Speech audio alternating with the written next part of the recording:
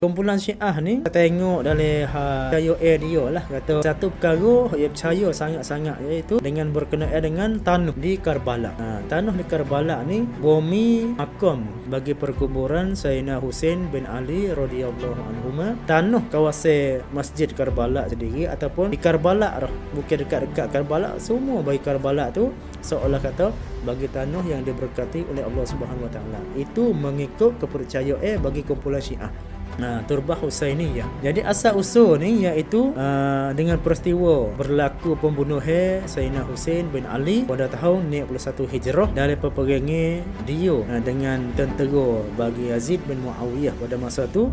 Pelaku tu iaitu pada 10 Muharram tahun 61 Hijrah, dan Sayyidina Husain disyahid dan pala ni dikerak pala, tubuh jasad dia dikebumikan di dekat-dekat tu juga. Kumpulan Syiah ni tu hadis-hadis bagi mereka lah yang menyatakan bahawa tanah Karbala ni adalah tanah yang diberkati oleh Allah Subhanahu Wa Taala sejak zaman penciptaan, sejak daripada mula-mula dulu kalau lagi. Sebab kelebihan apa tu? Sebab kelebihan bagi Turbah Husainiyah ni iaitu satunya tempat syahid Imam Husain, darah seorang yang dianggap maksum dan suci. Yang kedua iaitu tanah ataupun bumi yang diberkati oleh Allah Subhanahu Wa Taala secara khusus. Berkat ni lagu mana tu? Satunya iaitu mempunyai keistimewaan, iaitu menyembuhkan penyakit dan dapat memberi syafaat. Melampaui kepercayaan mereka siapa kepada kata tanah ni dapat menyembuhkan penyakit-penyakit dalam badan kita. Dan satu lagi, tanah ni beri syafaat kepada kita pada hari akhirat ni. Lalu tu amalan-amalan mereka buat dengan tanah tu buat gapo tu? Satunya iaitu turbah kepingan tanah liat kecil tu.